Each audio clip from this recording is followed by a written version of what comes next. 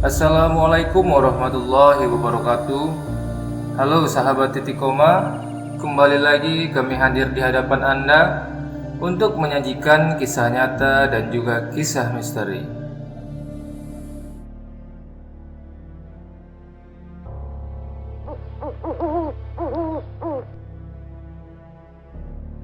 Pikiran kami pun sedikit tenang ketika tahu kalau wanita itu bukan makhluk halus seperti dugaan kami sebelumnya.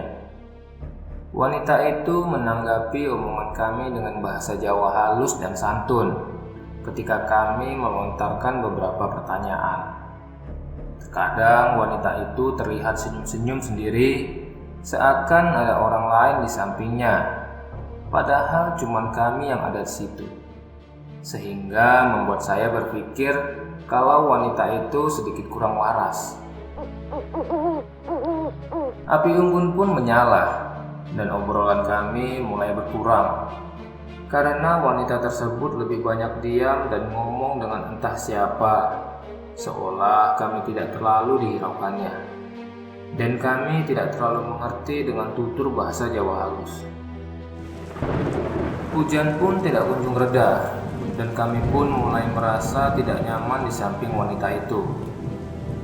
Saya sepakat untuk kembali ke tenda meski tenda kami sudah basah luar dan dalam, dan kami putuskan untuk terus di dalam tenda sampai matahari terbit. Suara wanita tersebut yang mengobrol entah dengan siapa seakan-akan menemani malam kami yang terasa semakin panjang. Karena suasana terasa menakutkan dengan derasnya hujan dan kabut tebal, membuat kami tidak bisa melihat apapun yang terjadi di luar tenda. Hawa dingin malam itu mulai menusuk tulang kami. Kepala kami mulai pusing, jari-jari kami mulai bergetar kedinginan. Semuanya basah dan tidak ada apapun yang bisa menghangatkan kami. Detik demi detik kami lalui dengan perasaan yang gak karuan. Waktu berputar terasa sangat lama, membuat kami tersiksa pada malam itu. Pengalaman itu sangat teringat jelas di benakku. Begitu terasa lamanya malam itu berlalu.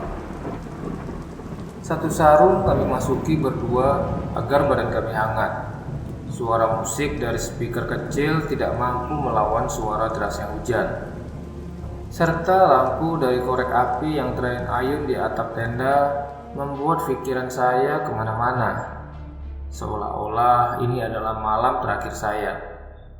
Ditambah lagi dengan suara wanita yang sesekali terdengar tertawa terbahak-bahak yang menambah suasana semakin menakutkan.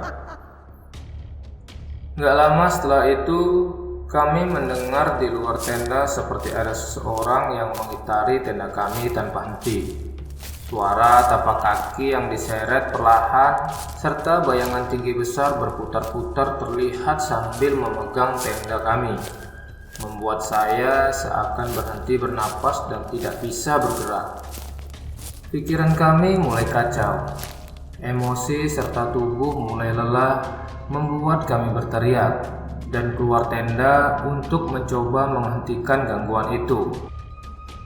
Ojo ganggu aku nggak ganggu. Tolong, aku kesini nggak suruh. Tolong ojo ganggu aku. Tolong. Aku berkata sekuatnya di luar tenda. Betapa kagetnya aku, ternyata di luar tidak ada seorang pun di dekat tenda kami. Berbekal lampu senter kecil dari korek api, kami mencoba mencari sekitar tenda kami, dan ternyata memang tidak ada siapa-siapa. Hanya terlihat wanita di joglo itu yang masih sibuk ngobrol sendirian. Kejadian itu berulang terus-menerus. Ketika saya keluar pun tidak ada orang sama sekali. Kami berpikir kalau wanita paruh baya itu yang mengganggu kami. Tapi ternyata tuduhan kami salah.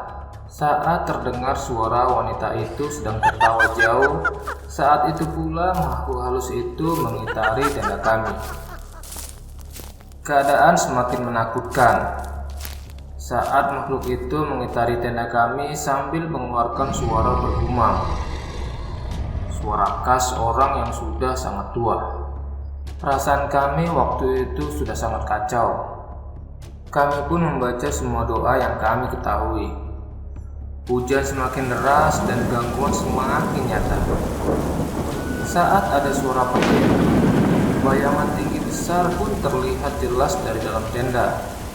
Seakan-akan tenda kami mau dirobohkan. Kami berteriak minta tolong, akan tetapi tidak ada yang mendengar. Rasa menggigil pun sudah tidak terasa di badan kami. Padahal waktu itu sekitar pukul 2 pagi. Tenda kami diobrak-abrik entah oleh siapa itu. Kami tidak berani memastikannya. Kami hanya terdiam di dalam sarung berdua sambil menutup wajah kami.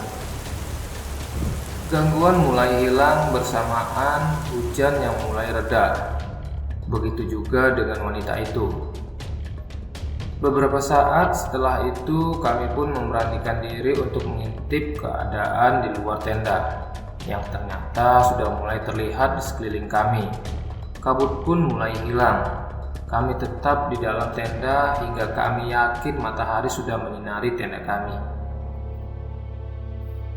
Lalu kami keluar tenda dengan perasaan penuh syukur yang luar biasa. Karena di malam itu tidak terjadi apa-apa kepada kami. Setelah kami sarapan dengan pikiran yang masih kacau, kami putuskan untuk segera meninggalkan tempat itu dan menjadikannya sebagai pengalaman yang sangat berarti dalam hidup kami. Sebelumnya sih sering kalau di gunung lain saya merasa ada yang memperhatikan saya. Ada suara minta tolong dan akhirnya tidak ada.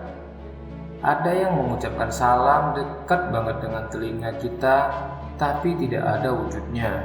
Itu sering saya alami dan saya anggap itu bumbu dari suatu pendakian.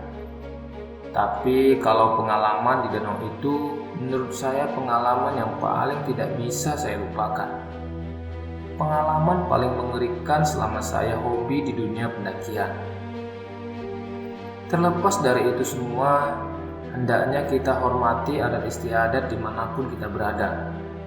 Jaga sopan santun, karena mereka itu ada dan mereka itu nyata. Semoga kisah ini menjadikan pelajaran buat teman-teman yang hobi mendaki. Dan jangan sekali-kali mendaki jika di gunung tersebut tidak ada pendaki lain, karena di tiap tempat memiliki resiko yang berbeda-beda. Demikian kisah kali ini. Nantikan episode selanjutnya tetap di channel Titik Koma. Assalamualaikum warahmatullahi wabarakatuh.